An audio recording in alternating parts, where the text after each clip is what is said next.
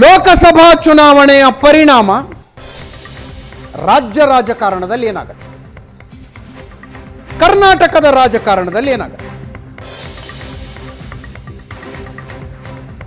ಅದೇ ಬೇರೆ ಇದೇ ಬೇರೆ ಅನ್ನಬಹುದು, ಆದರೆ ರಾಜ್ಯದ ಮುಖಂಡರುಗಳು ಹುಟ್ಟಿ ಹಾಕ್ತಾ ಇರುವ ಚರ್ಚೆ ಬೇರೆಯದೇ ಸೂಚನೆ ಕೊಡ್ತಾ ಇದ್ದಾವೆ.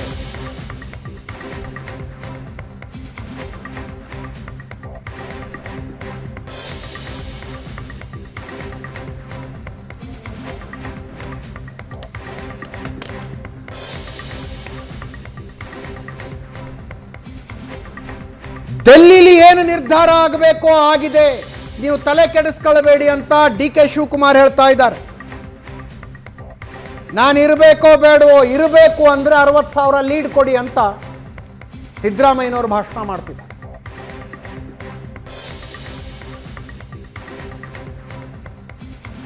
ಸಿದ್ದರಾಮಯ್ಯನವರ ಪುತ್ರ ಡಾಕ್ಟರ್ ಯತೀಂದ್ರ 5 ವರ್ಷ ಸಿದ್ದರಾಮಯ್ಯನವರು ಮುಖ್ಯಮಂತ್ರಿ ಆಗಿರಬೇಕು ಅಂದರೆ ನೀವೆಲ್ಲ ಬೆಂಬಲಕ್ಕೆ ನಿಂತ್ಕೊಳ್ಬೇಕು ಅಂತ ಭಾಷಣ ಮಾಡಿದ್ರು. ಈಗ ಸಿದ್ದರಾಮಯ್ಯನವರ ಬಣದ ಸಚಿವ ಗುಬ್ಬಿ ಶ್ರೀನಿವಾಸ್ ಅವರು ಹೇಳ್ತಾರೆ, ಲೋಕಸಭೆಯಲ್ಲಿ ಕಡಿಮೆ ಸ್ಥಾನ ಬಂದ್ರೆ ನೈತಿಕ ಹೊಣೆ ಹೊತ್ತು ಸಿದ್ದರಾಮಯ್ಯನವರು ರಾಜೀನಾಮೆ ಕೊಡಬೇಕಾಗತ್ತೆ. ಇಕ್ಬಾಲ್ ಅನ್ಸಾರಿ, ಮಾಜಿ ಶಾಸಕ ಇಕ್ಬಾಲ್ ಅನ್ಸಾರಿ ಅವರ ಆಡಿಯೋ ವೈರಲ್ ಆಯಿತು. ಅವರು ಹಾಗೆ ಮಾತಾಡ್ತಾರೆ.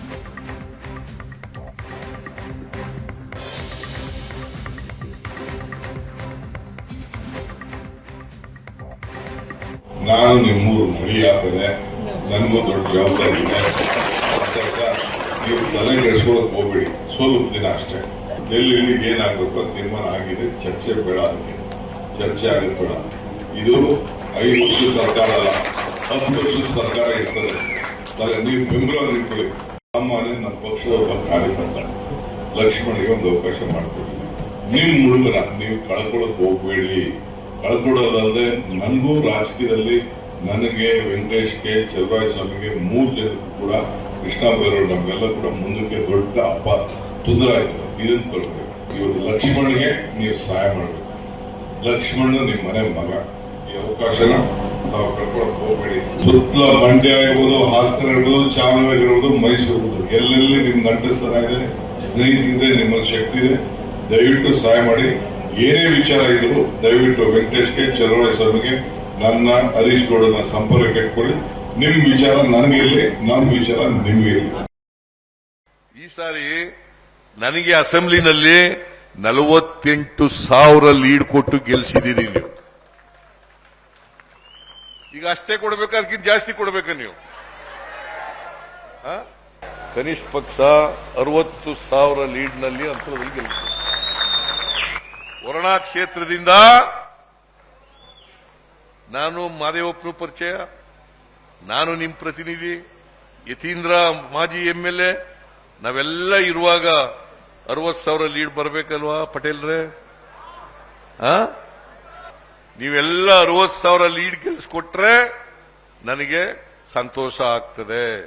ನನ್ನನ್ನ ಯಾರು ಕೂಡ ಹುಟ್ಟಕ್ಕಾಗಲ್ಲ. ನಾನು ಇರಬೇಕೋ ಬೇಡ? ಇವತ್ತು 2 ಕ್ಷೇತ್ರಗಳಲ್ಲಿ ನಮಗೆ ಬಹುಮತದಿಂದ ನಮ್ಮ ಅಭ್ಯರ್ಥಿಯಾದಂತ ಸುನಿಲ್ ಬೋಸ್ ಅವರು ಆಯ್ಕೆಯಾಗಿ ಬರಬೇಕು. ಅವರು ಹೆಚ್ಚಿನ ಬಹುಮತ ಗಳಿಸ್ಕೊಳ್ಳಿಲ್ಲ ಅಂತಂದ್ರೆ 2 ಕ್ಷೇತ್ರಗಳಲ್ಲಿ ನಮಗೆ ಮುಜುಗರ ಖಂಡಿತ ಆಗುತ್ತೆ. ನಮ್ಮ ಟೀಕೆ ಮಾಡೋರು ಕಾಯ್ಕೊಂಡಿರ್ತಾರೆ ಟೀಕೆ ಮಾಡಬೇಕು ಅಂತ ಹೇಳಿ. ಹಾಗಾಗಿ ದಯವಿಟ್ಟು ನೀವು ಅದಕ್ಕೆ ಅವಕಾಶ ಮಾಡಿಕೊಡ್ಬಾರ್ದು ನಮ್ಮ ವಿರೋಧಿಗಳಿಗೆ. ನಮಗೆ 2 ಕ್ಷೇತ್ರದಲ್ಲಿ ಹೆಚ್ಚಿನ ರೀತಿಯಲ್ಲಿ ಬಹುಮತ ಬರೋಂಗೆ ಮಾಡಿ ನಮ್ಮ ಅಭ್ಯರ್ಥಿನ ಗೆಲ್ಲಿಸಿ ನಮ್ಮ ಹೆಸರನ್ನ ಉಳಿಸ್ಕೊಡ್ಬೇಕು. ಮುಖ್ಯಮಂತ್ರಿಗಳು ಮತ್ತೆ HC ಮಹದೇವ್ ಸರ್ ಹೆಸರನ್ನ ಉಳಿಸ್ಕೊಡ್ಬೇಕು ಅಂತ ಹೇಳಿ ನಮ್ಮೆಲ್ಲ ಕಾರ್ಯಕರ್ತರು ನಾನು ಕಳಕಳಿಯಿಂದ ಮನವಿ ಮಾಡ್ತಾ ಇದ್ದೇನೆ. ಇವತ್ತು ನಮ್ಮ ಸರ್ಕಾರ ಇದೆ. ನಮ್ಮ ಸರ್ಕಾರ ಏನಾದ್ರೂ ಹೆಚ್ಚಿನ ಸೀಟ ಲೋಕಸಭೆಯಲ್ಲಿ ನಾವು ಗಳಿಸಲಿಲ್ಲ ಅಂತಂದ್ರೆ ನೈತಿಕ ಹೊಣೆ ಮತ್ತು ಸಿದ್ದರಾಮಯ್ಯ ಅವರು ರಾಜೀನಾಮೆ ಕೊಡಬೇಕಾಗುತ್ತೆ. ಆ ಒಂದು ಕಾರಣಕ್ಕೆ ಅತ್ಯಂತ ಪ್ರಾಮಾಣಿಕವಾಗಿ ಬಡವರ ಪರ, ಶೋಷಿತರ ಪರ ಕೆಲಸ ಮಾಡ್ತಕ್ಕಂಥ ಸಿದ್ದರಾಮಯ್ಯನವ್ರನ್ನ ಉಳಿಸ್ತಕ್ಕಂಥ ಕೆಲಸವನ್ನ ನಾವೆಲ್ಲರೂ ಸೇರಿ ಮಾಡ್ತಕ್ಕಂಥ ಕೆಲಸವನ್ನ ಮಾಡಬೇಕಾಗುತ್ತೆ.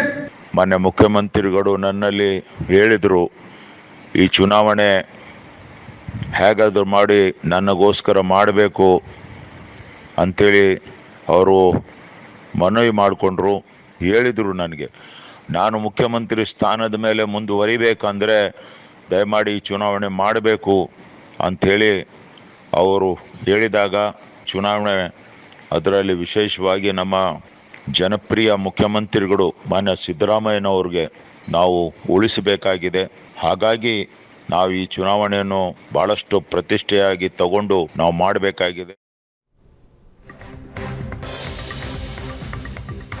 ಇದೇ ವಿಷಯದ ಬಗ್ಗೆ ಇವತ್ತು ಮಾತಾಡ್ತೀವಿ. ಹಲವು ಜನ ಗಣ್ಯರು ನಮ್ಮ ಜೊತೆಗಿರ್ತಾರೆ. ಬಿಜೆಪಿಯಿಂದ ಚಂದ್ರಶೇಖರ್, JDSನಿಂದ ಶ್ವೇತಾ ಯಾದವ್, ಕಾಂಗ್ರೆಸ್ನಿಂದ ನಾಗರಾಜ್ ಯಾದವ್ ಅವರಿದ್ದಾರೆ. 3 ಜನರು ಕಾರ್ಯಕ್ರಮಕ್ಕೆ ಸ್ವಾಗತ. ನಾಗರಾಜ್ ಯಾದವ್ ಅವ್ರದ್ದೇ ಮೊದಲನೇ ಪ್ರತಿಕ್ರಿಯೆ ತೆಗೆದುಕೊಳ್ತೀನಿ. ನಾಗರಾಜ್ ಯಾದವ್, ಏನು ಸಿದ್ದರಾಮಯ್ಯನವ್ರು ಕೆಳಗಿಳಿತಾರಾ? ಯಾರು ಹೇಳಿದ್ರು? DK ಶಿವಕುಮಾರ್ ಹೇಳಿದಾರಲ್ಲ, ದಿಲ್ಲಿಲಿ ಏನು ನಿರ್ಧಾರ ಆಗಬೇಕು ಅದು ನಿರ್ಧಾರ ಹಾಗೆ ಹೇಳಿಲ್ಲ. ಇವಾಗ ನಿರ್ಧಾರ ಆಗಿರೋದು ಡೆಲ್ಲಿಯಲ್ಲೇ ಸಿದ್ದರಾಮಯ್ಯ ಅವರು ಮುಖ್ಯಮಂತ್ರಿ ಆಗಬೇಕು ಅಂತ. ಡೆಲ್ಲಿಯಲ್ಲಿ ಏನು ತೀರ್ಮಾನ ಅಂತ ಅವ್ರು ಸ್ಪೆಲ್ ಔಟ್ ಮಾಡಲಿಲ್ಲ. ಓಕೆ, ಎಲ್ಲ ತೀರ್ಮಾನಗಳನ್ನು ಶಾಸಕರ ಅಭಿಪ್ರಾಯ ಪಡ್ಕೊಂಡು ಡೆಲ್ಲಿಯವರು ತೀರ್ಮಾನ ಮಾಡ್ತಾರೆ. ಸೂಕ್ತ ಸಮಯದಲ್ಲಿ ಸೂಕ್ತವಾದ ತೀರ್ಮಾನಗಳನ್ನು ಮಾಡ್ತಾರೆ. ಯಾಕೆ ವಿಚಾರಗಳು ಬಂತು, ಯಾಕೆ ಚರ್ಚೆಗೆ ತೊಗೊಂಡಿದ್ದಾರೆ ನೀವು ಅಂದರೆ, ಯಾಕಂದರೆ ಒಕ್ಕಲಿಗ ಸಮುದಾಯ ಅಂತಕ್ಕಂಥ ಸುಮಾರು 14-15% ಇರ್ತಕ್ಕಂಥ ಒಕ್ಕಲಿಗ ಸಹ ಬಹುತೇಕವಾಗಿರ್ತಕ್ಕಂಥದ್ದು ಹಳೆ ಮೈಸೂರಲ್ಲಿ ಇರ್ತಕ್ಕಂಥ ಜನ. ಅವರೊಂದು ಬೇಡಿಕೆ ಇದೆ. ಭಾಳಷ್ಟು ವರ್ಷ SM ಕೃಷ್ಣ ಆದ ನಂತರ ನಮಗೊಂದು ಅವಕಾಶ ಸಿಕ್ಕಲಿಲ್ಲ ಕಾಂಗ್ರೆಸ್ಸಲ್ಲಿ ಅಂತಕ್ಕಂಥ ಅವರ ಬೇಡಿಕೆ ಇದೆ. ಅವತ್ತೊಂದು ದಿವಸ ಒಕ್ಕಲಿಗರ ಸಭೆ ನಡೆದಾಗ ಅವರೆಲ್ಲ ಹೇಳ್ತಾರೆ, ನಮಗೂ ನಮ್ಮವರು ಮುಖ್ಯಮಂತ್ರಿ ಆಗಬೇಕಲ್ಲ ಅಂತ ಪ್ರಶ್ನೆಗಳು ಅವರಲ್ಲಿ ಕಾರ್ಯಕರ್ತರು ಇದ್ದರಿಂದ ಅಂತ ಕ್ಲಾರಿಟಿ ಕೊಟ್ಟಿರ್ತಕ್ಕಂಥದ್ದು. ನಿಮಗೆ ನನಗೆ ಗೊತ್ತಿದ್ದು ಏನು ಕಷ್ಟ ಇದೆ, ನಿಮಗೆ ನಿಮ್ಮದೇ ಅಂತ ನಾಯಕತ್ವ ಬೇಕು ಅಂತಕ್ಕಂಥ ನಿಮ್ಮ ಅಂತರಾಳದ ಮಾತು ನನಗೆ ಅರ್ಥ ಆಗ್ತದೆ. ಈ ವಿಚಾರಗಳನ್ನ ಡೆಲ್ಲಿಯಲ್ಲಿ ತಿಳಿಸಿದ್ದೀನಿ. ಡೆಲ್ಲಿಯಲ್ಲೂ ಸೂಕ್ತ ಸಂದರ್ಭದಲ್ಲಿ ಸೂಕ್ತ ತೀರ್ಮಾನಗಳು ಮಾಡ್ತಾರೆ. ನೀವು ಯಾರು ತಲೆ ಕೆಡಿಸ್ಕೊಳ್ಳೋಕೆ ಹೋಗ್ಬಿಡಿ. ಅದರಲ್ಲಿ ರಾಜಕೀಯ ಮಾಡ್ತಕ್ಕಂಥ ತಪ್ಪು. ಎರಡನೇದು, ನೀವು ಸಿದ್ದರಾಮಯ್ಯ ಸಾಹೇಬ್ ಮಾತಾಡೋಕೆ ಹೇಳ್ತಾರೆ, ನನಗೆ 48,000 ಓಟುಗಳನ್ನು ಲೀಡ್ ಕೊಟ್ಟರು ನೀವು. ಈಗ ಪಾರ್ಲಿಮೆಂಟ್ ಎಲೆಕ್ಷನ್ ನನ್ನ ತವರು ಜಿಲ್ಲೆಯಲ್ಲಿ ನಾನು ಹೆಚ್ಚು ಮತ ಕೊಡಬೇಕಾಗಿರ್ತಕ್ಕಂಥ ನನ್ನ ನೈತಿಕತೆಯನ್ನು ಇರ್ತದೆ ಒಂದು ಕಡೆ. ಎರಡನೇದು ಹೇಳಬೇಕು ಅಂದರೆ, ಹಳೆ ಮೈಸೂರಲ್ಲಿ ಯಾವ JDS ಅಂತ ಬೇರೂರಿತ್ತು ಅದನ್ನು ನಾವು ಕಿತ್ತೋಗ್ಲಿಕ್ಕೆ ಪ್ರಯತ್ನ ಮಾಡಿದ್ವಿ, ಸಕ್ಸಸ್ಫುಲ್ ಆಗಿದ್ವಿ. ವಿಶೇಷವಾಗಿ ಒಕ್ಕಲಿಗರ ಸಮುದಾಯದಲ್ಲಿರ್ತಕ್ಕಂಥ 5% ಓಟನ್ನು ನಾವು ತಗೊಳ್ಳಿಕ್ಕೆ ಸಫಲರಾಗಿರೋದ್ರಿಂದ ಮತ್ತು ಅವ್ರು 19% ಇರೋರನ್ನ 13% ತಂದಿರ್ತಕ್ಕಂಥ ಸಂದರ್ಭದಲ್ಲಿ ಅದನ್ನ ಉಳಿಸ್ಕೋಬೇಕು ಅಂತಂದಾಗ, ಆಮೇಲೆ ಸಿದ್ದರಾಮಯ್ಯ ಅವರು ಮಾತಾಡುವಾಗ ಕೇವಲ OBC ಮತಗಳ ಬಗ್ಗೆ ಮಾತಾಡ್ತಾ ಇಲ್ಲ. ಅವ್ರು ಹೇಳ್ತಾ ಇರ್ತಕ್ಕಂಥ ನನಗೆ 48,000 ಮತಗಳು ನೀಡಿ ಅಲ್ಲಿನ ಲಿಂಗಾಯತರು ಕೂಡ ಓಟ್ ಹಾಕಿದ್ದಾರೆ ಸಿದ್ದರಾಮಯ್ಯನವ್ರಿಗೆ. ಸೋಮಣ್ಣ ನಿಂತಿದ್ರು ಕೂಡ ಗೆದ್ದಿದ್ದು ಸಿದ್ದರಾಮಯ್ಯನವರು. ಲಿಂಗಾಯತರು ಓಟ್ ಹಾಕಿದ್ದಾರೆ, ಮುಸ್ಲಿಮ್ರು ಓಟ್ ಹಾಕಿದ್ದಾರೆ, ಕುರುಬರು ಓಟ್ ಹಾಕಿದ್ದಾರೆ, ಯಾದವರು ಓಟ್ ಹಾಕಿ ಎಲ್ಲರೂ ಓಟ್ ಹಾಕಿರ್ತಾರೆ. ಒಂದು ಮಾತು, ಒಂದು ಸಮುದಾಯದ ಮೀಟಿಂಗ್ ನಡೆದಾಗ ಅವರ ಅನಿಸಿಕೆಗಳನ್ನು ನಾನು ಕೇಳಿದೆ. ನಾಳೆ ಬೆಳಗ್ಗೆ ಒಂದು ಯಾದವ್ರದ್ದು ಸಭೆ ನಡೆದಾಗ ಯಾದವ್ರಿಗೆ ಯಾಕೆ ಮಂತ್ರಿ ಮಾಡಿ ಕೇಳ್ತಕ್ಕಂಥ ಸಹಜವಾಗಿ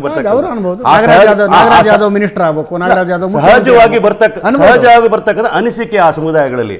ಆ ಸಮುದಾಯಗಳಿಗೆ ಸ್ಪಂದಿಸಬೇಕಾಗಿರ್ತಕ್ಕಂಥದ್ದು KPCC ಅಧ್ಯಕ್ಷ ಆಗಿರ್ತಕ್ಕಂಥವ್ರು ಮತ್ತೆ ಹಲವಾರು ವರ್ಷಗಳಿಂದ ಮಂತ್ರಿಯಾಗಿ ಗೆದ್ದು ಬಂದಿರತಕ್ಕಂಥ MLA ಆಗಿ ಮಂತ್ರಿಯಾಗಿ ರಾಜ್ಯದ ಉಪಮುಖ್ಯಮಂತ್ರಿ ಆಗಿರ್ತಕ್ಕ ಅವ್ರಿಗೂ ಆಸೆ ಆಕಾಂಕ್ಷೆಗಳಿರಬೇಕಾದ್ರೆ ಜನಗಳ ಬೇಕಾಗಿರ್ತಕ್ಕಂಥ ಭಾವನೆಗಳ ಬಗ್ಗೆ ಸ್ಪಂದಿಸ್ಕೊಳ್ತಕ್ಕಂಥ ನಾಯಕತ್ವ ಇರ್ತಕ್ಕಂಥ DK ಶಿವಕುಮಾರ್ ಹೇಳ್ತಾರೆ, ಎಲ್ಲವನ್ನು ಹೈಕಮಾಂಡ್ಗೆ ಬಿಡಿ, ನಾವೆಲ್ಲರೂ ಸೇರಿ ಒಟ್ಟಾಗಿ ಸೇರಿ ಕಾಂಗ್ರೆಸ್ನ ಗೆಲ್ಸೋಣ.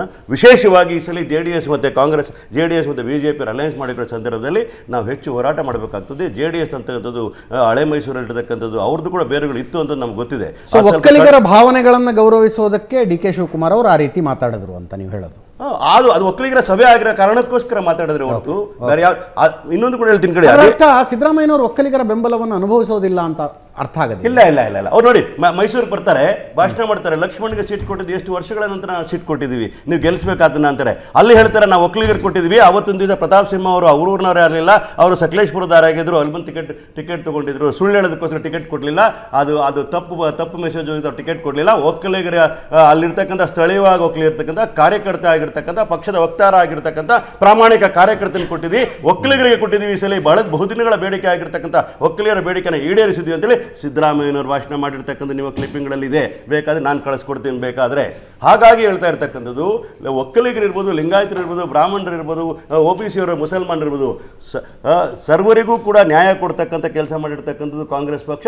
ಇನ್ನೂ ಒಂದು ಹೆಜ್ಜೆ ಮುಂದೆ ಹೋಗಿ ಹೇಳಬೇಕು ಅನ್ನೋದ್ರೆ, ಹೆಚ್ಚು ಒಕ್ಕಲಿಗರಿಗೆ ಸೀಟ್ ಕೊಟ್ಟಿರ್ತಕ್ಕಂಥದ್ದು ಕಾಂಗ್ರೆಸ್ ಪಕ್ಷ ಅಂತ ಹೇಳಿದ್ರೆ 8 ಸೀಟ್ಗಳನ್ನು ಕಾಂಗ್ರೆಸ್ ಪಕ್ಷ ಕೊಟ್ಟಿರ್ತಕ್ಕಂಥ ಮರಿಬಾರ್ದು ಅಂತ ಕೂಡ ಹೇಳ್ತೀನಿ. ಈ ಸಲ ಲೋಕಸಭಾ ಚುನಾವಣೆಯಲ್ಲಿ ಈ ಕಡೆ ಬರ್ತಕ್ಕಂಥ ಹಳೆ ಮೈಸೂರಿಗೆ ಬರ್ತಕ್ಕಂಥ ಸೀಟ್ಗಳನ್ನ ತಗೊಂಡಾಗ ಬಹುತೇಕ ಒಂದು 10-12 ಸೀಟ್ಗಳಲ್ಲಿ ನೋಡಿದಾಗ ಬಹುತೇಕ ಕಾನ್ಸ್ಟಿಟ್ಯೂನ್ಸಿಗಳು ರಿಸರ್ವ್ ಕಾನ್ಸ್ಟಿಟ್ಯೂನ್ಸಿಗಳು ಸೇರಿಸ್ಕೊಂಡು ನೀವು ಕೋಲಾರ ತಗೊಳ್ಳಿ, ಒಕ್ಕಲಿಗರ ಪ್ರಭಾವ ಇರತಕ್ಕಂಥ ಜಾಗನೇ, ಮಂಡ್ಯ ತಗೊಳ್ಳಿ, ಮೈಸೂರು ತಗೊಳ್ಳಿ, ಚಾಮರಾಜನಗರ ತಗೊಳ್ಳಿ, ಒಕ್ಕಲಿಗರ ಪ್ರಾಬಲ್ಯ ಇರತಕ್ಕಂಥ ಜಾಗದಲ್ಲಿ ಖಂಡಿತವಾಗ್ಲೂ ಕೂಡ ಅವರ ಲೀಡರ್ಶಿಪ್ನ ಅವರು ಹೆಚ್ಚು ತೋರಿಸ್ಕೋಬೇಕಾಗಿರ್ತಕ್ಕಂಥ ಅನಿವಾರ್ಯ ಅಂತ ನೀವು ಕರಿಬೋದು. ಆದರೆ ಪಕ್ಷದ ನಾಯಕನಾಗಿ ಆ ಸಮುದಾಯವನ್ನು ತರಬೇಕಾಗಿರೋ ಜವಾಬ್ದಾರಿತ ಮಾತುಗಳನ್ನು ಮಾತಾಡಿದ್ರೆ ಹೊತ್ತು ಯಾವುದೇ ಕಾರಣಕ್ಕೂ ಕೂಡ ನಾನು ಮುಖ್ಯಮಂತ್ರಿ ಆಗಲೇಬೇಕು ಅದಕ್ಕೋಸ್ಕರ ಓಟ್ ಕೊಡಿ ಅಂತಲ್ಲ.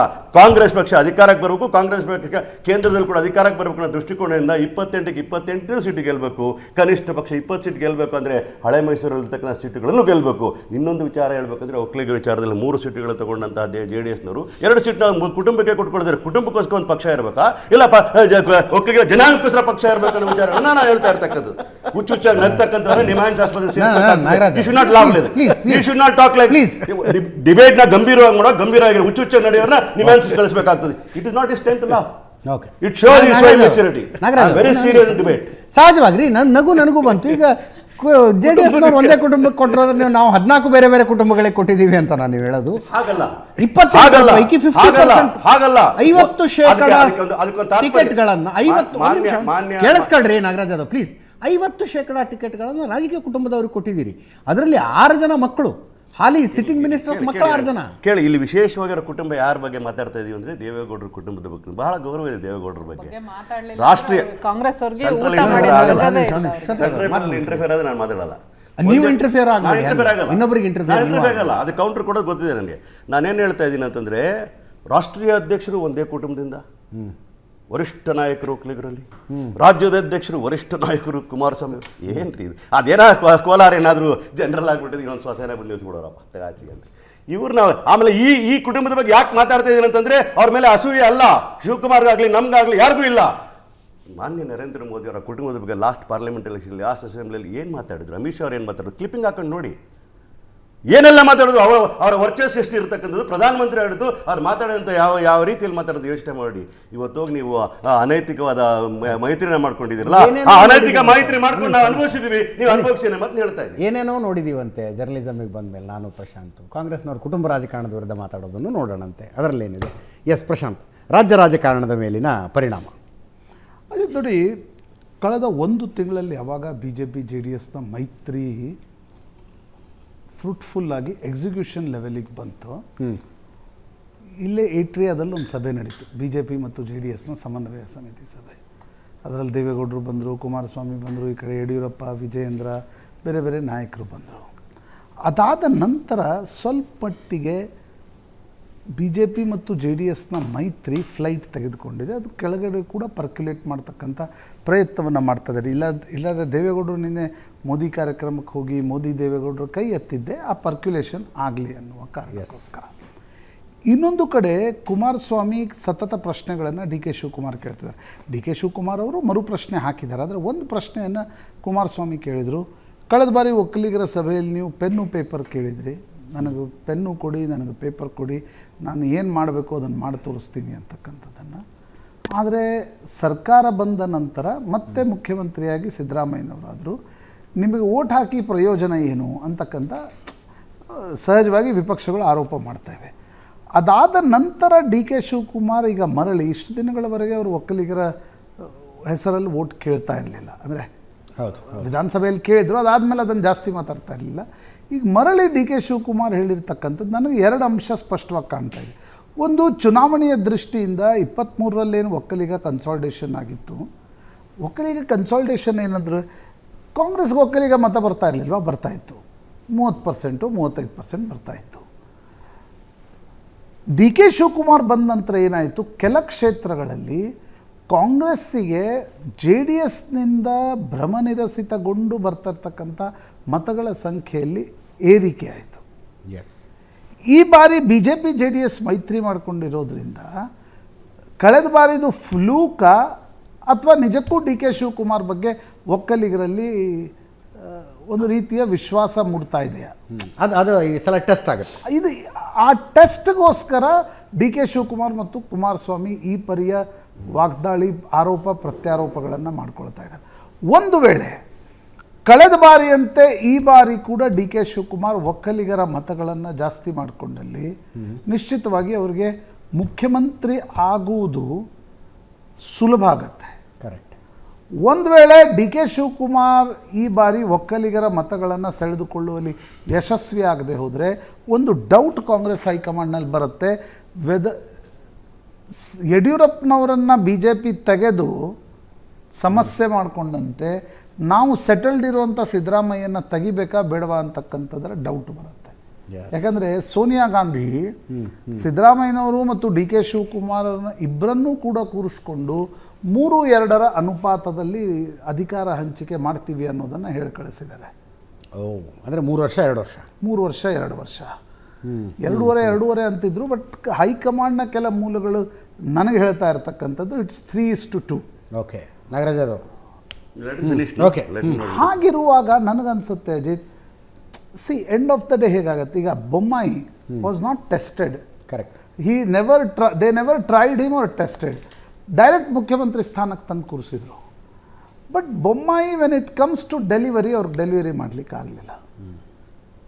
ಮತ್ತು ಯಡಿಯೂರಪ್ಪನವರ ಅದನ್ನು ಭಾಳ ರಾಜಕೀಯ ಭಾಷೆಯಲ್ಲಿ ಹೇಳಬೇಕಾದ್ರೆ ವಾಪಸ್ ಯಡಿಯೂರಪ್ಪನವರ ಪದತಲಕ್ಕೆ BJP ಕರೆಕ್ಟ್ ಹೋಗಿ ಕುಳಿತುಕೊಂತು. ಇಲ್ಲಿ ಕೂಡ ಕಾಂಗ್ರೆಸ್ಗೊಂದು ಡೌಟ್ ಇದೆ. ಈಗ SM ಕೃಷ್ಣ ನಂತರ ಒಕ್ಕಲಿಗರ ನಾಯಕ ಅಂತ ಕಾಂಗ್ರೆಸ್ನಲ್ಲಿ ಬಂದಿದ್ದೆ ಡಿ ಕೆ ಶಿವಕುಮಾರ್ ಅವರು. ಡಿ ಕೆ ಶಿವಕುಮಾರ್ಗೆ ಮುಖ್ಯಮಂತ್ರಿ ಸ್ಥಾನವನ್ನು ಹಸ್ತಾಂತರಿಸಬೇಕಾ ಬೇಡವಾ ಅನ್ನೋದು ಈ ಚುನಾವಣೆಯಲ್ಲಿ ಅವರು ಎಷ್ಟು ಒಕ್ಕಲಿಗರ ಸ್ಥಾನಗಳನ್ನು ತೆಗೆದುಕೊಳ್ತಾರೆ ಅನ್ನೋದರ ಮೇಲೆ ನಿರ್ಭರ ಆಗುತ್ತೆ. ಒಂದು ವೇಳೆ ಅವರು ಒಕ್ಕಲಿಗರ ಮತಗಳನ್ನು ತೆಗೆದುಕೊಳ್ಳದೆ JDSನಿಂದ ಬರ್ತಾ ಇರ್ತಕ್ಕಂಥ ಅಹಿಂದ ಮತ, JDSನಲ್ಲೂ ಕೆಲ ಅಹಿಂದ ಮತಗಳಿವೆ, ಹೌದು, ಅವುಗಳು ಮಾತ್ರ ಕಾಂಗ್ರೆಸ್ನತ್ತ ಶಿಫ್ಟ್ ಆಗುತ್ತೆ, ಒಕ್ಕಲಿಗರಿಗೆ ಶಿಫ್ಟ್ ಆಗಲ್ಲ, ವೋಟು ಸೀಟಾಗಿ ಕನ್ವರ್ಟ್ ಆಗಲ್ಲ ಅಂತಂದರೆ there will be doubt in the mind of Congress high command. ಯಾಕಂದರೆ ಎಲ್ಲ ರಾಜ್ಯಗಳಲ್ಲಿ ಕಾಂಗ್ರೆಸ್ ಶಿಥಿಲ ಆಗ್ತಿರುವಾಗ ಕರ್ನಾಟಕ ಒಂದು ದೊಡ್ಡ ಪ್ರಮಾಣದಲ್ಲಿ ಕಾಂಗ್ರೆಸ್ ಜೊತೆ ನಿಂತ್ಕೊಂಡಿದೆ. ಅದನ್ನು ಕಳ್ಕೋಬೇಕಾ, ಇಲ್ಲಿ ಪ್ರಯೋಗ ಮಾಡಬೇಕಾ, ಮಾಡಬಾರ್ದಾ? ಅವರಿಬ್ಬರನ್ನು ಮಾತಾಡ್ಸಲ್ಲ. ನಾ ಬರ್ತೀನಿ. ಚಂದ್ರಶೇಖರ್, ಸುಮ್ಮನೆ ನೀವೇನೋ ಆಸೆಗಣ್ಣಲ್ಲಿ ಕುತ್ಕೊಂಡಿದ್ದೀರ ಅಷ್ಟೇ. ಲೋಕಸಭಾ ಚುನಾವಣೆ ಆದಮೇಲೆ ಮುಖ್ಯಮಂತ್ರಿ ಬದಲಾವಣೆ ಆಗುತ್ತೆ, ಕಾಂಗ್ರೆಸ್ನಲ್ಲಿ ಬೆಂಕಿ ಎತ್ಕೊಂಡ್ಬಿಡುತ್ತೆ, ಬಡದಾಡ್ಕೋತಾರೆ ಇವರು ಅಂತ. ಆ್ಯಕ್ಚುಲಿ ಟ್ಯಾಕ್ಟಿಕ್ಸ್ ಇರೋದು ಸಿದ್ದರಾಮಯ್ಯನವರು ಅಹಿಂದ ಓಟ್ಗಳನ್ನು ಏನೇನು ಮಾತಾಡಿ ತಗೊಂಬರ್ಬೇಕು. ನೀವು ಓಟ್ ಹಾಕಲಿಲ್ಲ ಅಂದ್ರೆ ನಾನು ಕೆಳಗೆ ಇಳಿತೀನಿ, ನೀವು ಓಟ್ ಹಾಕಲಿಲ್ಲ ಅಂದ್ರೆ ನಾನು ಅಧಿಕಾರ ಹೋಗುತ್ತೆ ಅಂತ. ಡಿ ಕೆ ಶಿವಕುಮಾರ್ ಅವರು ಒಕ್ಕಲಿಗ ಮತಗಳನ್ನು ತಗೊಂಡು ಬರಬೇಕು. ನೀವು ಓಟ್ ಹಾಕಿ ನಾನು ಮುಖ್ಯಮಂತ್ರಿ ಆಗ್ತೀನಿ, ನೀವು ಓಟ್ ಹಾಕಿ ನಾನು ಮುಖ್ಯಮಂತ್ರಿ ಆಗ್ತೀನಿ. That is the plan. ನೀವು ಸುಮ್ಮನೆ ಏನೇನೋ ಆಸೆ ಕಟ್ಕೊತಾ ಇದ್ದೀರಿ.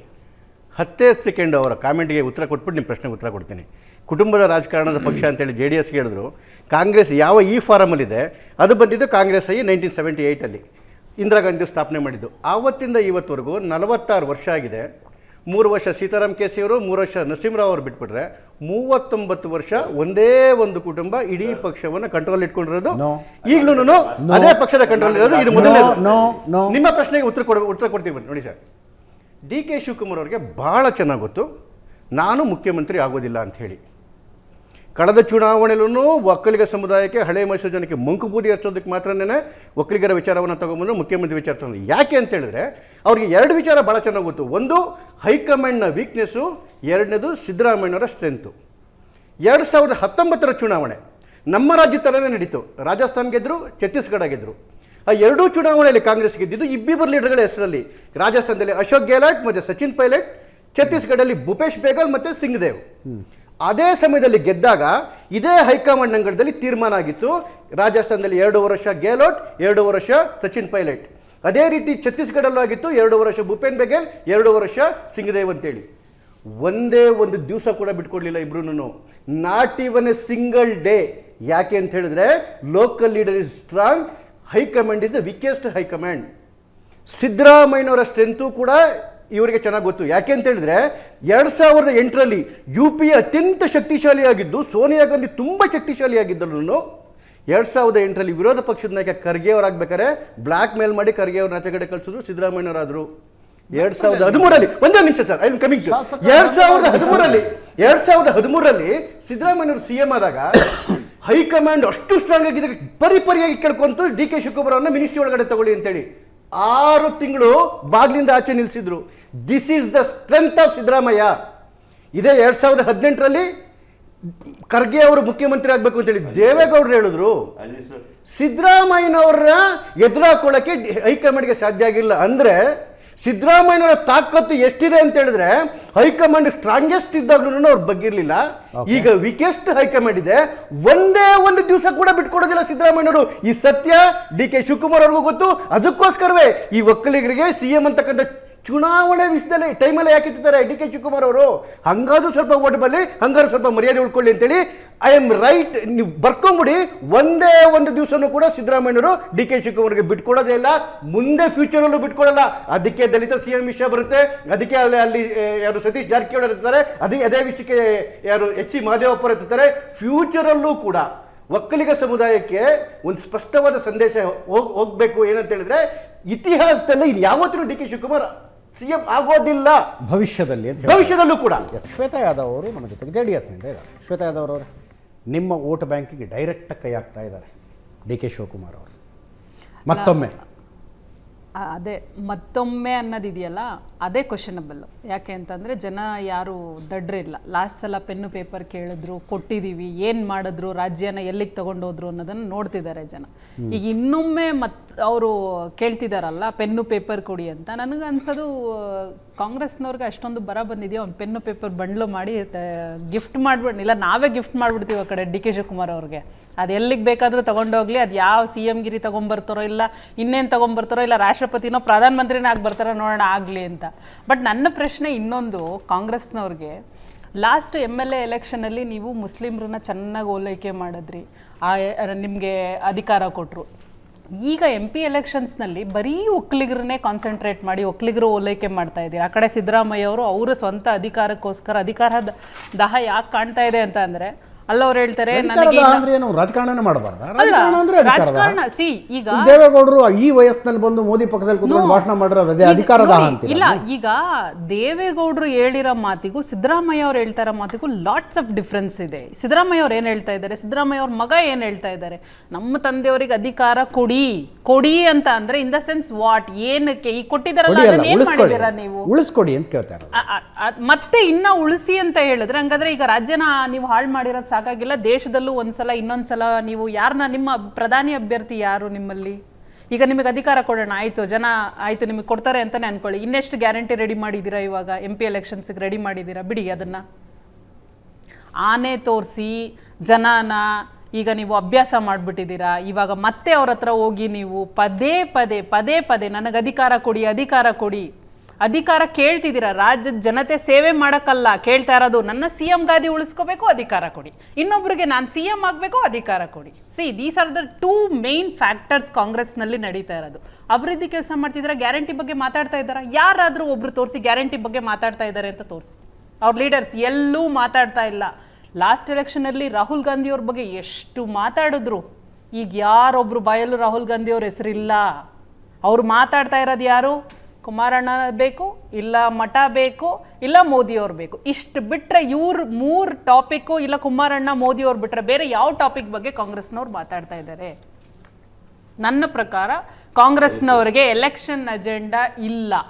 ಅವರು ಏನೇ ಮಾತಾಡ್ಬೋದು, ಇರೋದು ನಮ್ಮ ನಾಯಕರುಗಳು ಕೂಡ ಸ್ಟೇಟ್ಮೆಂಟ್ಗಳನ್ನ ತಿರುಚ್ಕೊಂಡು ಅದನ್ನೊಂದು ಅಜೆಂಡಾ ಮಾಡ್ಕೊಂಡು ಪ್ರೊಟೆಸ್ಟ್ ಮಾಡ್ಕೊಂಡು ಇದರಿಂದ ಏನೂ ಪ್ರಯೋಜನ ಇಲ್ಲ. ಅವರಲ್ಲಿರೋ ನಾಯಕರುಗಳು ಮಾಡಿರೋಂಥ ಸ್ಟೇಟ್ಮೆಂಟ್ಗಳನ್ನ ನಾವು ಲಿಸ್ಟ್ ಗಟ್ಟಲೆ ಕೊಡ್ಬೋದು, ಆದರೆ ಅದು ಎಲೆಕ್ಷನ್ ಅಜೆಂಡಾ ಅದಾಗಬಾರ್ದು. ನಿಮ್ಮ ಅಭಿವೃದ್ಧಿ ಕೆಲಸ ಮಾತ್ರ ಮಾತಾಡಬೇಕು. ನಿಮ್ಮ ಎಲೆಕ್ಷನ್ನಲ್ಲಿ ನೀವು ಹೋಗಿ ಗ್ಯಾರಂಟಿ ಕೊಟ್ಟಿದ್ರೆ ಹೋಗಿ ಜನರಿಗೆ ಹೇಳಿ ಗ್ಯಾರಂಟಿ ಬಗ್ಗೆನೆ. ಹೌದು, ನಮ್ಮ ಪಂಚರತ್ನ ಕಾರ್ಯಕ್ರಮ ನೋಡಿ, ಮೋದಿ ಅವ್ರನ್ನ 10 ವರ್ಷ ವಿರೋಧಿಸಿ ಏಕಾಏಕಿ ನಿಮ್ಮ ಹೃದಯ ಪರಿವರ್ತನೆ ಆಗಿ ಇವತ್ತು ನೀವು ಮೋದಿ ಹೆಸರು. ಹೃದಯ ಪರಿವರ್ತನೆ ಅನ್ನೋದ್ರ ಬದಲಾಗಿ ಇದನ್ನ ಆ ಸಂದರ್ಭದಲ್ಲಿ ಏನಾಗಿತ್ತು, ಇವತ್ತಿನ ರಾಜ್ಯದಲ್ಲಿ ಇರೋ ಪರಿಸ್ಥಿತಿಗೆ ನಾವು ಈ ಸಂದರ್ಭದಲ್ಲಿ ರಾಜ್ಯದ ಜನತೆ ಒಳಿತಿಗಾಗಿ ಏನು ಮಾಡಬೇಕು ಅನ್ನೋದನ್ನಷ್ಟೇ ನಾವು ಯೋಚನೆ ಮಾಡ್ತಾ ಇದ್ದೀವಿ. ಅದೇ ಕಾರಣವಾಗಿ ನಾವು ಬಿಜೆಪಿ ಅವ್ರ ಜೊತೆ ಅಲಯನ್ಸ್ ಮಾಡಿ. ನೀವು ನೋಡುವ ದೃಷ್ಟಿಕೋನ, ಜನ ಎಕ್ಸ್ಪೆಕ್ಟ್ ಮಾಡ್ತಿದ್ದಾರೆ ಅದನ್ನ. JDS ಯಾಕೆ ಬಿಜೆಪಿ ಜೊತೆ ಕೈ ಜೋಡಿಸಿದೆ ಅಂದ್ರೆ JDS ದುರ್ಬಲ ಆಗಿದೆ, ಅದಕ್ಕೆ ಬಿಜೆಪಿ ಜೊತೆ ಕೈ ಜೋಡಿಸಿದೆ. ಆತರ ಯಾರು ಹೇಳ್ತಿದ್ದಾರೆ? ಕಾಂಗ್ರೆಸ್ ಅವ್ರು ಮಾತ್ರ ಹೇಳ್ತಿದ್ದಾರೆ ಅದನ್ನ, ರಾಜ್ಯದ ಜನ ಯಾರು ಹೇಳ್ತಾ ಇಲ್ಲ. ಯಾಕೆ ಹೇಳ್ಬೇಕ್ರಿ? ಕಾಂಗ್ರೆಸ್ ಅವರೇ ಹೇಳ್ತಾ ಇರೋದು ಸರ್ ಅದನ್ನ. ನಿಮ್ಮ ಮಾತಾಡಕ್ ಬಿಡಿ. ನಾಗರಾಜ್ ಶ್ವೇತಾ ಯಾದವ್ ಮಾತು ಮುಗಿಸ್ಲಿ. ಎಸ್ ಇಲ್ಲ ನೋಡಿ, ಈಗ ಕಾಂಗ್ರೆಸ್ನವರು ಏನು ಹೇಳ್ತಾರೆ, ರಾಜ್ಯದಲ್ಲಿ JDS ಧೂಳಿಪಟ ಆಗಿದೆ, ನಿಮ್ಮಲ್ಲಿ ಬರೀ ಕುಟುಂಬ ರಾಜಕಾರಣ. ಈಗ ನಾಗರಾಜ್ ಯಾದವ್ ಅವರು ಅದನ್ನೇ ಹೇಳ್ತಿದ್ರು, ಸ್ಪೆಸಿಫಿಕ್ ಆಗಿ ಹೇಳ್ತಾ ಇದ್ರು, ಕುಟುಂಬ ರಾಜಕಾರಣ, ಅಪ್ಪ ಮಕ್ಕಳು ಮೊಮ್ಮಕ್ಕಳು ಇವರೇ ಇದ್ರು, ಕೋಲಾರಲ್ಲೂ ಏನಾದ್ರೂ ಒಂದಿದ್ದಿದ್ರೆ ಅವರು ಇನ್ನೊಬ್ರು ಫ್ಯಾಮಿಲಿ ಮೆಂಬರ್ ತಗೊಂಡ್ಬಂದು ಕುಟುಂಬ ರಾಜಕಾರಣದ ವಿಷಯದಲ್ಲಿ 2 ವಾರದ ಹಿಂದೆ ನಾನು ಪ್ರಶಾಂತ್ ರೂಲಿಂಗ್ ಕೊಟ್ಟಾಗಿದೆ. ಅದರ ಬಗ್ಗೆ ಮಾತನಾಡುವ ಅಧಿಕಾರ 3 ಪಕ್ಷಗಳಿಗಿಲ್ಲ. ಅಲ್ಲ, ನಾನು ಅದಕ್ಕೆ ಹೇಳ್ತಾ ರೂಲಿಂಗ್ ಕೊಟ್ಟಾಗಿದೆ, 3 ಪಕ್ಷಗಳಿಗೆ ಕುಟುಂಬ ರಾಜಕಾರಣದ ಬಗ್ಗೆ ಮಾತನಾಡುವ ಅಧಿಕಾರ ಇಲ್ಲ. ಮೆನ್ಷನ್ ಮಾಡ್ತಾ ಇದ್ದೀನಿ ಕಾಂಗ್ರೆಸ್ ಅವ್ರಿಗೆ. ಅದನ್ನ ಬಿಟ್ರೆ ಬೇರೆ ಇನ್ನೇನಾದ್ರೂ ಇದ್ರೆ ಹೇಳಿ, ಇನ್ಯಾವುದಾದ್ರೂ ಇದ್ರೆ ಒಳ್ಳೆ ಸಬ್ಜೆಕ್ಟ್ಗಳನ್ನ ನೀವು ಜನರ ಮುಂದೆ ಇಡಿ. ಅಂಥದ್ದು ಏನಾದ್ರೂ ಇದ್ರೆ ಅದನ್ನ ಇಟ್ಕೊಂಡು ಎಲೆಕ್ಷನ್ ಮಾಡಿ, ಅದ್ರ ಬದಲಿಗೆ ನೀವು. ಪ್ರಶಾಂತ್ ಅವರು ಚಂದ್ರಶೇಖರ್ ಅವ್ರ ಮಾತಿಗೆ ನಾವು ಕಮೆಂಟ್ ಮಾಡಕ್ ಬಯಸ್ತಾ ಇದ್ರು. ಚಂದ್ರಶೇಖರ್ ಅವರು ಹೇಳಿದ ಬ್ರೇಕ್ ಇಲ್ಲ ಅಂದರೆ ಚಂದ್ರಶೇಖರ್ ಅವರಿಗೆ ಸಿದ್ದರಾಮಯ್ಯನವರ ಪ್ಲಸ್ಸು ಮೈನಸ್ಸು ಅವರ ಸಾಮರ್ಥ್ಯದ ಬಗ್ಗೆ ಎಷ್ಟು ಹೇಳ್ತಾ ಇದ್ರು, ನಿಮ್ಮದು ಬಲಾಢ್ಯ ಹೈಕಮಾಂಡ್ ಇದ್ದಾಗ ಯಡಿಯೂರಪ್ಪನವರ ಸಾಮರ್ಥ್ಯದ ಬಗ್ಗೆ ಕೂಡ ಮಾತನಾಡಿ ಅಲ್ವಾ. ಈಗ ಕಾಂಗ್ರೆಸ್ನದು ದುರ್ಬಲ ಹೈಕಮಾಂಡ್, ಸಿದ್ದರಾಮಯ್ಯ ಅದನ್ನು ಹೆಂಗೆ ಬೇಕೋ ಹಾಗೆ ತರೋಡು ಮರೋಡು ಮಾಡ್ತಾರೆ. ನಿಮ್ಮದು ಬಲಾಢ್ಯ ಹೈಕಮಾಂಡ್ ಇತ್ತಲ್ರಿ, ನಿಮ್ಮದು ಅಂದರೆ ಆಲ್ ಪವರ್ಫುಲ್ ಪ್ರಧಾನಮಂತ್ರಿಗಳಿದ್ದಾರೆ, ಆಲ್ ಪವರ್ಫುಲ್ ಕೇಂದ್ರ ಗೃಹ ಸಚಿವರಿದ್ದಾರೆ. ಆದರೆ ನೀವು ಯಡಿಯೂರಪ್ಪನವ್ರನ್ನ ತೆಗೆದ್ರು ಮುಖ್ಯಮಂತ್ರಿ ಸ್ಥಾನದಿಂದ, ಅವರನ್ನೇ ಪಾರ್ಲಿಮೆಂಟ್ರಿ ಬೋರ್ಡ್ ಮೆಂಬರ್ ಮಾಡಿದ್ರಿ. ಯಡಿಯೂರಪ್ಪನವರ ವಿಜಯೇಂದ್ರಗೆ ವಂಶ ಪಾರಂಪರ್ಯ ಅನ್ನುವ ಟ್ಯಾಗನ್ನು ಹಚ್ಚಿ ಮಂತ್ರಿ ಸ್ಥಾನ ಕೊಡಲಿಲ್ವೋ, ಕೊನೆಗೆ ಅವ್ರದ್ದೇ ಬಳಿ ಹೋಗಿ ರಾಜ್ಯಾಧ್ಯಕ್ಷರನ್ನಾಗಿ ಮಾಡಿದ್ರಿ. ನೀವು ಸಿದ್ದರಾಮಯ್ಯನವರ ಸ್ಟ್ರೆಂತ್ ಬಗ್ಗೆ ಮಾತಾಡಿ, ಅಭ್ಯಂತರ ಇಲ್ಲ. ಆದರೆ ಯಡಿಯೂರಪ್ಪನವ್ರದ್ದು ಅಂದರೆ ಕಾಂಗ್ರೆಸ್ನಲ್ಲಿ ಏನು ಕಾಣ್ತಾ ಇದೆ ಅದನ್ನು BJPಯಲ್ಲಿ ಯಡಿಯೂರಪ್ಪನವರು ಕೂಡ ಮಾಡಿ ತೋರಿಸಿದ್ರು ಅಷ್ಟೇ. ಯಡಿಯೂರಪ್ಪನವ್ರನ್ನ ಕೆಳಗಡೆ ಬಂದೆ ಯಡಿಯೂರಪ್ಪನವರ ವಿಚಾರದಲ್ಲಿ ಮತ್ತೆ ಮತ್ತೆ ಮತ್ತೆ ಮತ್ತೆ ಯಡಿಯೂರಪ್ಪನವರೇ ಭಾಳ ಪ್ರಶ್ನೆ ಕೊಟ್ಟಿದ್ದಾರೆ. ಅದಾದಮೇಲೆ ಅವ್ರ ಕೆಳಗಡೆ ಇಳಿದ ಮೇಲೂ ಅಕಸ್ಮಾತ್ ನಿಜವಾಗ್ಲೂ ಅವ್ರಿಗೇನಾದರೂ ಬೇಜಾರಾಗಿದ್ದರೆ 224 ಕ್ಷೇತ್ರವನ್ನು ನಾನು ಪ್ರವಾಸ ಮಾಡ್ತೀನಿ ಅಂತ ಹೇಳ್ತಿದ್ರ ಆ ಇಳೆ ವಯಸ್ಸಿನಲ್ಲಿ.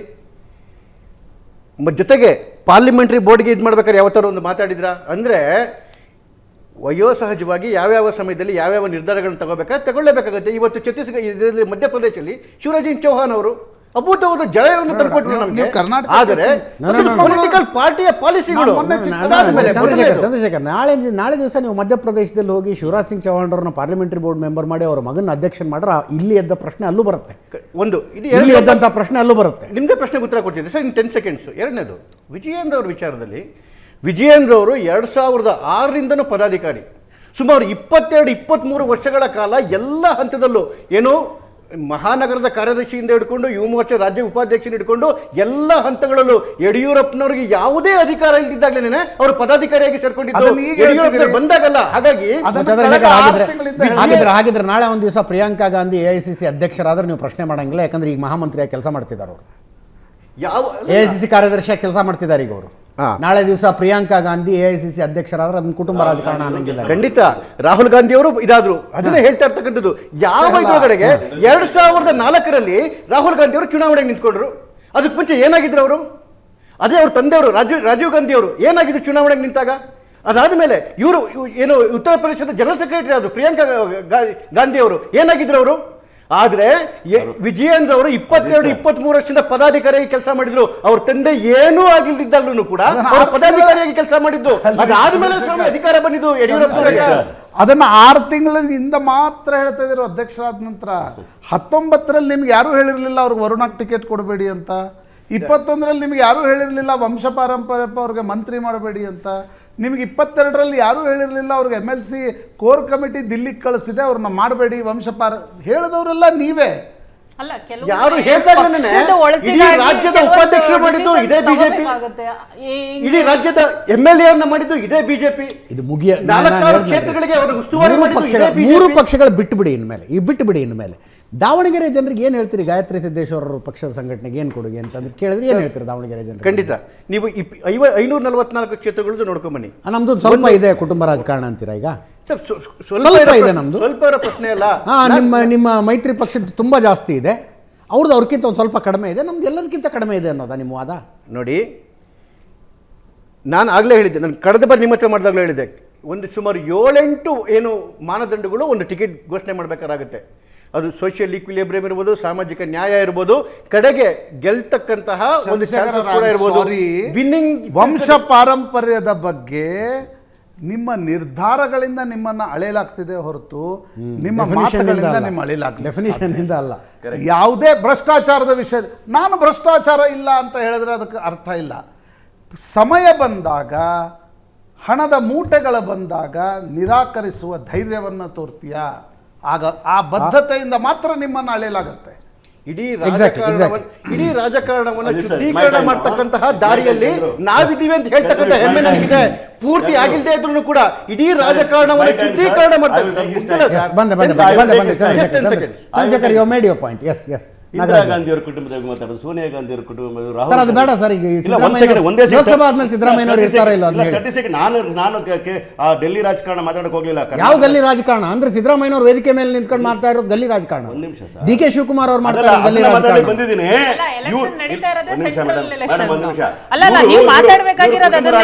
ಸೋನಿಯಾ ಗಾಂಧಿ ಬಗ್ಗೆ ಹೇಳೋದು, ಸೋನಿಯಾ ಗಾಂಧಿ ಅವರ ಅತ್ತೆ ಇದ್ರಲ್ರಿ, ಎಷ್ಟು ಗುಂಡಿಗೆ ಸತ್ರು, ನಿಮ್ಮಲ್ಲಿ ಒಬ್ಬರು ಇದ್ದಾರೆ ನನ್ನ ದೇಶಕ್ಕೆ ತ್ಯಾಗ ಮಾಡಿದ್ರು.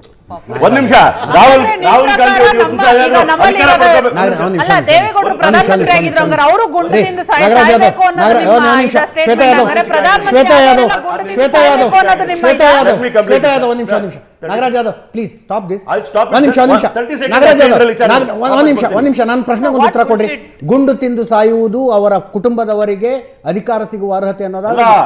ಮೋಹನ್ ದಾಸ್ ಕರಮ್ಚಂದ್ ಗಾಂಧಿ ಮಕ್ಕಳಿಗೆ ಅಧಿಕಾರ ಸಿಗಬೇಕಾಗಿತ್ತು. ಗೊತ್ತಾ, ಮೋಹನ್ ದಾಸ್ ಕರಮ್ಚಂದ್ ಏನಾಗಿದ್ರು, ಹೆಂಗ್ ಪ್ರೈಮ್ ಮಿನಿಸ್ಟರ್ ಆದ್ರು ಅಂತಂದ್ರು. ಅವ್ರ ತಾಯಿ ಸತ್ತಿದ ದಿವಸ ಇಡೀ ದೇಶನೇ ಶೋಕದಲ್ಲಿ ಮುಳುಗಿದ್ರಿ. ಅದು ತ್ಯಾಗ ರೀ. ರಾಜೀವ್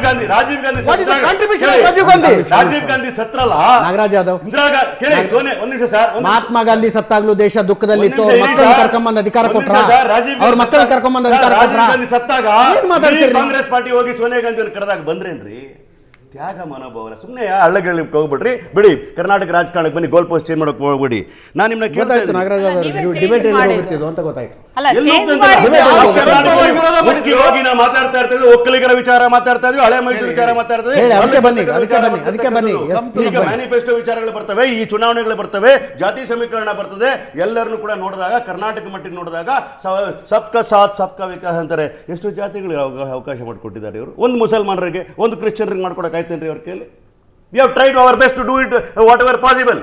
ನಾವು ಸಬ್ಕಾ ಸಾಥ್ ಸಬ್ಕಾ ಅಧಿಕಾರ ವಿಕೇಂದ್ರೀಕರಣದಿಂದ ಮಾತ್ರ ನೀವು ಸಾಮಾಜಿಕ ನ್ಯಾಯ ಪ್ರತಿಪಾದನೆ ಮಾಡ್ಲಿಕ್ಕೆ ಆಗ್ತದೆ. ಇವ್ರ ಕೈಲಿ ಆಗ್ತದಲ್ರಿ? ಆಯ್ತು, ಮೋದಿ ಅವರ ಕರ್ಕೊಂಡು 28 ಮೀಟಿಂಗ್ ಮಾಡಿದ್ವಿ ಕರ್ನಾಟಕದಲ್ಲಿ. ಜನ ತಿರಸ್ಕಾರ ಮಾಡಲಿಲ್ಲ ನಿಮಗೆ. ಕುಮಾರಸ್ವಾಮಿ ಅವರು ವಿಚಾರದಲ್ಲಿ ಬಂದಾಗ ಅಮಿತ್ ಶಾ ಅವರು ಬಂದು ಹಳೆ ಮೈಸೂರಲ್ಲಿ ಮೀಟಿಂಗ್ ಮಾಡಿ ಮಾತಾಡಿದ್ರು. ನಿಮ್ಮ ಓಟ್ನ ಅವರು ಸ್ವಲ್ಪ ತಗೊಂಡ್ರು, ನಾವು ಸ್ವಲ್ಪ ಜಾಸ್ತಿನೇ ತಗೊಂಡ್ವಿ. ನಿಮ್ಮನ್ನ ಸೋಲ್ಸ್ದವ್ರನ್ನ ಕರ್ಕೊಂಡು ಒಕ್ಕಲಿಗರ ರಾಜಕೀಯ ಮಾಡ್ಲಿಕ್ಕೆ ಹೋಗ್ಬಿಟ್ಟು ಸ್ವಾಮೀಜಿಗಳ ಹತ್ರ ಹೋಗ್ಬಿಟ್ಟು ಶರಣು ಅಂತಿರಲ್ರಿ. ನಿಮ್ಮನ್ನ ಸೋಲ್ಸ್ದವ್ರನ್ನ ಇಟ್ಕೊಂಡು ಹೋಗ್ತಾರಲ್ಲ, ನಿಮ್ಮ ನೈತಿಕತೆ ಇಲ್ಲ, ನಿಮ್ಮ ಮಾನ ಮರ್ಯಾದೆ ಏನಿಲ್ಲರಿ ನಿಮ್ಗೆ. ಯಾರು ನಿನ್ನ ಸೋಲ್ಸಿದ್ರು, ಯಾರು ನಿನ್ನ ಕಿತ್ತೋಗಿದ್ರು ಅವ್ರನ್ನ ಕರ್ಕೊಂಡು ಹೋಗ್ತಿರಲ್ರಿ. ನಾನು ಒಕ್ಕಲಿಗರ ರಾಜಕಾರಣದ ಬಗ್ಗೆ ಮಾತಾಡ್ತಾ ಇದ್ದೀನಿ. ಡಿ ಕೆ ಶಿವಕುಮಾರ್ ಶಪಥ ಮಾಡಿರ್ತಕ್ಕಂಥದ್ದು ಈ ಹಳೆ ಮೈಸೂರಲ್ಲಿ ಇರ್ತಕ್ಕಂಥ ಬಹುತೇಕ ಸೀಟುಗಳನ್ನ ನಾವು ಗೆಲ್ಲೇಬೇಕು ಅಂತಕ್ಕಂಥದ್ದು. ಕಾರಣ ಏನು ಅಂತಂದ್ರೆ, ನನಗೆ ಜವಾಬ್ದಾರಿ ಇದೆ. ಒಬ್ಬ ಒಕ್ಕಲಿಗನಾಗ ಹುಟ್ಟಿರ್ಬೋದು, ಎಲ್ಲ ಸಮುದಾಯಕ್ಕೆ ನ್ಯಾಯ ಕೊಡೋದ್ರ ಜೊತೆಗೆ ನನ್ನ ಸಮುದಾಯ ಓಟನ್ನು ತರಬೇಕು ಅನ್ನೋ ಕಾರಣಕ್ಕೋಸ್ಕರ ಆ ಮಾತುಗಳು ಮಾತಾಡಿದ್ರೆ ಹೊರತು ನಿಜಾನ ಅದು ಅವ್ರು ಹೇಳಿರೋದು? ಏನು ಇಲ್ಲ, ದಿಲ್ಲಿಯಲ್ಲಿ ತೀರ್ಮಾನ ಆಗಿ ಹೋಗಿದೆ, ಸ್ವಲ್ಪ ದಿನಕ್ಕೆ ನಾನು ಆದ್ರೆ ಮುಖ್ಯಮಂತ್ರಿ. ನಾನು ನಿಮ್ಮನ್ನ ಕೇಳಬೇಕು, ನಿಮ್ಗೆ ನಾನು ಕೇಳಬೇಕು. ಇಲ್ಲ, ಅದಕ್ಕೆ ಉತ್ತರ ಅಲ್ಲ, ನಾನು ನನ್ನ ಸೋರ್ಸಸ್ ಇಂದ ಹೇಳ್ತಾ ಇದ್ದೀನಿ. ನೀವು ಈಗ ಹೇಳ್ತೀನಿ. ಡಿ ಕೆ ಶಿವಕುಮಾರ್ ಹಾಗಿದ್ರೆ ಡಿ ಕೆ ಶಿವಕುಮಾರ್ ಇನ್ನೊಂದು 6 ತಿಂಗಳಲ್ಲಿ ಮುಖ್ಯಮಂತ್ರಿ ಆಗ್ತಾರೆ ಅಂತ ಫೇಸ್ ವ್ಯಾಲ್ಯೂ ಮೇಲೆ ತಗೋಬಹುದು. ನೇರ ಪ್ರಶ್ನೆ ಇದೆ, ನೇರ ಉತ್ತರ ಹೇಳ್ತೀನಿ. ನ್ಯೂಸ್ ಫಾರ್ ಮೀ, ಅದನ್ನೇ ಜನರ ಮುಂದೆ ಇಡಿ ನೀವು. ಒಂದ್ ನಿಮಿಷ ಡೈರೆಕ್ಟ್ ಆಗಿ ಉತ್ತರ ಕೊಡಿ. It's a news for me. Prashant is telling me 3 ವರ್ಷ 2 ವರ್ಷ ಮಾಡಿದ್ರು ಅಂತ. I am not aware of that. ಮತ್ತೆ ಅದನ್ನ ಡಿ ಕೆ ಶಿವಕುಮಾರ್ ಶಿವಕುಮಾರ್ ಸಾಹೇಬ್ರೆ ಅಂತಾರೆ, ಡೆಲ್ಲಿ ಅವರೆಲ್ಲ ತೀರ್ಮಾನ ಮಾಡ್ತಾರೆ, ಏನು ಅದೇ ತೀರ್ಮಾನ ಆ ಮಾಡಿದ್ದಾರೆ. ತೀರ್ಮಾನದ ಬಗ್ಗೆ ಎಷ್ಟು ನಾನು ತಿಂಗಳು ಹೇಳಿದೆ. ಎಷ್ಟು ವರ್ಷ ಅಂತಕ್ಕಂಥ ಡೆಲ್ಲಿ ಅವ್ರಿಗೆ ಗೊತ್ತ್ರಿ. ನನಗೆ ಒಟ್ಟು ಈ ಅವಧಿಯಲ್ಲಿ ಡಿ ಕೆ ಆದ್ರೆ ಶಿವಕುಮಾರ್ ಸಿಎಂ ಆಗ್ತಾರೆ. ಇನ್ನೊಂದು ಹೇಳ ನಿಮ್ಗೆ ಇನ್ನೊಂದಲ್ಲ, ಇದನ್ನ ಹೇಳಿ. ಅಲ್ಲಿಗೆ ಬರ್ತೀನಿ ಉತ್ತರ. ಡಿ ಕೆ ಶಿವಕುಮಾರ್ ಈ ಅವಧಿಯಲ್ಲಿ ಮುಖ್ಯಮಂತ್ರಿ ಆಗ್ತಾರಾ? ಅಂದ್ರೆ ಗೊತ್ತಾ, ಮಾತಾಡ್ತಾ ಅದೇ ಸೆಂಟೆನ್ಸ್ ಫ್ಲೋ ಅಲ್ಲಿ ಹೇಳ್ತಾರೆ, ಈ ಕಾಂಗ್ರೆಸ್ ಪಕ್ಷ ಅಂತಕ್ಕಂಥ ಕೇವಲ 5 ವರ್ಷ ಅಲ್ಲ, 10 ವರ್ಷ ಅಧಿಕಾರದಲ್ಲಿ ಅದನ್ನ ಅವ್ರು ಹೇಳಿದ್ರಲ್ಲ. ಹಾಗಾಗಿ ನಾವು ಸ್ವಲ್ಪ ದಿನ ಅಂದ್ರೆ ಏನು, ಸ್ವಲ್ಪ ದಿನದಲ್ಲಿ ನಾನು ಮುಖ್ಯಮಂತ್ರಿ ಆಗ್ತೀನಿ, ಎಲ್ಲ ಆಗಿದೆ, ದಿಲ್ಲಿ ತೀರ್ಮಾನ. ಮತ್ತೆ ಏನ್ ಹೇಳಿದ್ರು? ದೆಹಲಿಯಲ್ಲಿ ಏನಾಗಬೇಕು ತೀರ್ಮಾನ ಆಗಿದೆ. ಮಾಡಲಿಲ್ಲ sir, between the lines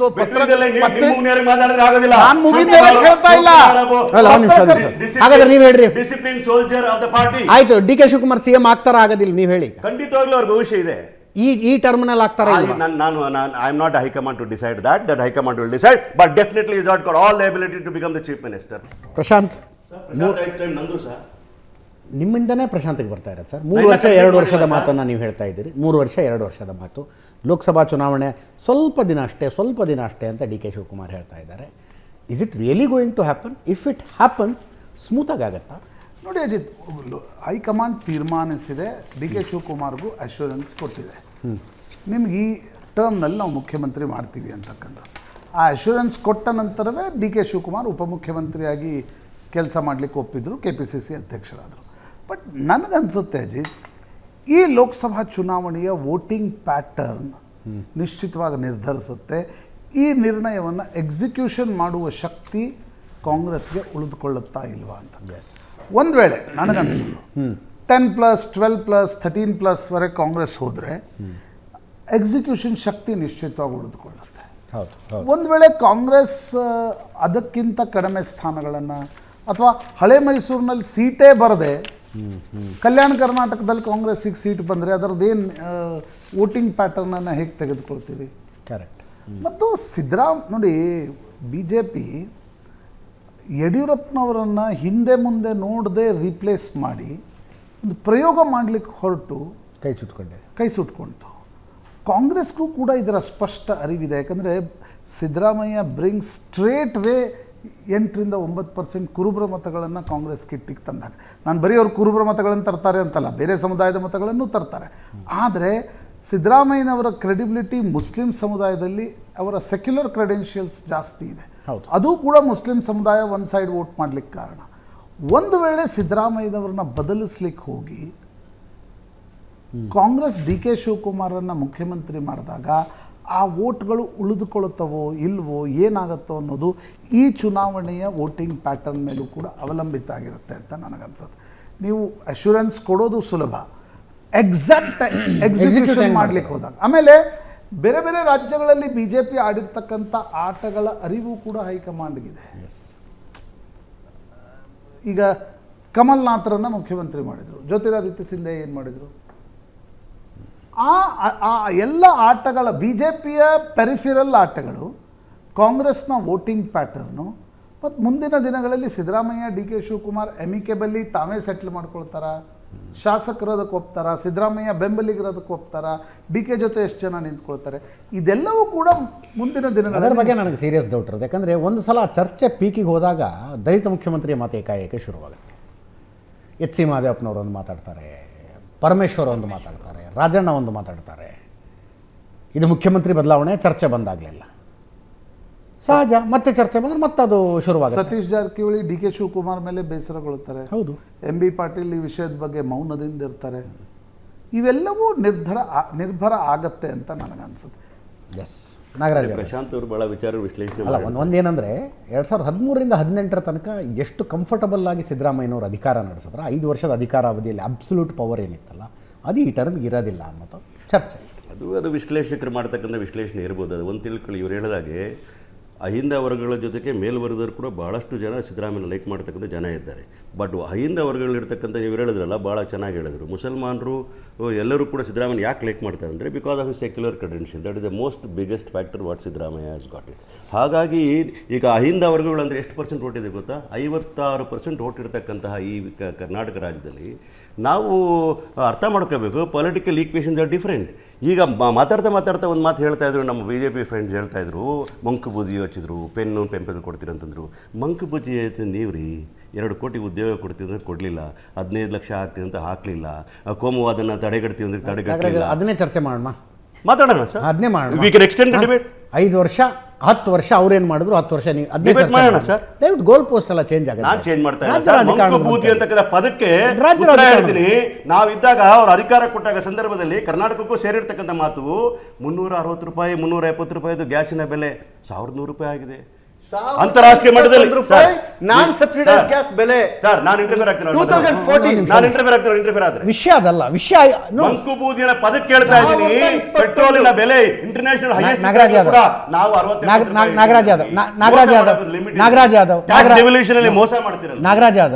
Yadav ನನಗೆ ವೋಟ್ ಹಾಕಿ ನಾನು ಮುಖ್ಯಮಂತ್ರಿ ಆಗೋ ಅವಕಾಶ ನನಗೆ ಬಂದಿದೆ ಅಂತ ಡಿ ಕೆ ಶಿವಕುಮಾರ್ ಅವ್ರು ಹೇಳಿದ್ರ ಇಲ್ವಾ? ಯಾರು ಹೇಳಿದ್ರ ಇಲ್ವಾ? D K Shivakumar 100% is got ability to become minister, no doubt about it. ಮುಖ್ಯಮಂತ್ರಿ ಆಗೋ ಅವಕಾಶ ಬಂದಿದೆ, ಹಾಗೆ ಆಗ್ತಾರೆ. ಅದು ಟೈಮ್ ನಿರ್ಧಾರ ಮಾಡಿದ್ರೆ high command is the discipline soldier of the Congress party, remember that. NSU ಇಂದ ಬೆಳೆದು ಬಂದಿರತಕ್ಕಂಥ ಚಂದ್ರಶೇಖರ್. ಎಸ್, ಮುಸಲ್ಮಾನರ ಠೇಕೆದಾರರು ಅಂತೇಳಿ ಮುಸಲ್ಮಾನರ ವಿಚಾರ ಎತ್ತದಕ್ಕೆ ಹೇಳ್ತಾ ಇದ್ದೀನಿ. ಎಷ್ಟು ಅನ್ಯಾಯ ಮಾಡ್ತಿದೆ ಕಾಂಗ್ರೆಸ್ ಅಂತ ಹೇಳಿದ್ರೆ ಮುಸಲ್ಮಾನರಿಗೆ. ಇದು ಗುಜರಾತ್ ಅಲ್ಲಿ, ಆಮೇಲೆ ಟಿಕೆಟ್ ಕೊಟ್ಟಿಲ್ಲ. ವಿಧಾನಸಭೆ ಚುನಾವಣೆಯಲ್ಲಿ ಇಡೀ ರಾಜಸ್ಥಾನದಲ್ಲಿ ಒಂದೇ ಒಂದು ಬಿಜೆಪಿ.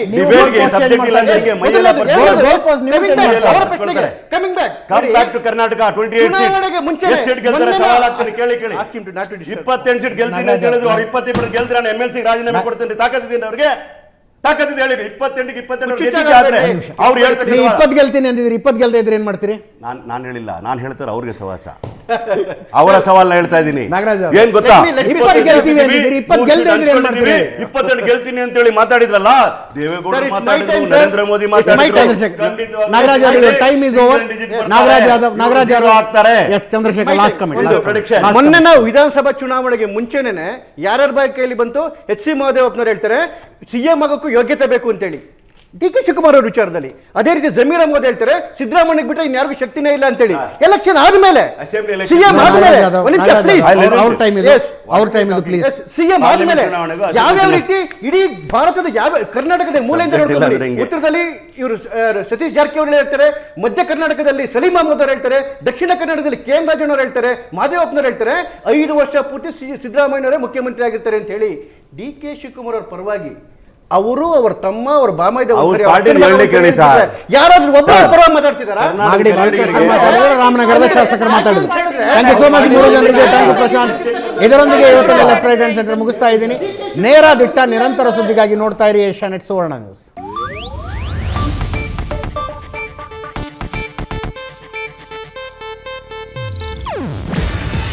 ಇದು ಏಷ್ಯಾನೆಟ್ ನ್ಯೂಸ್ ನೆಟ್ವರ್ಕ್ ಪ್ರಸ್ತುತಿ.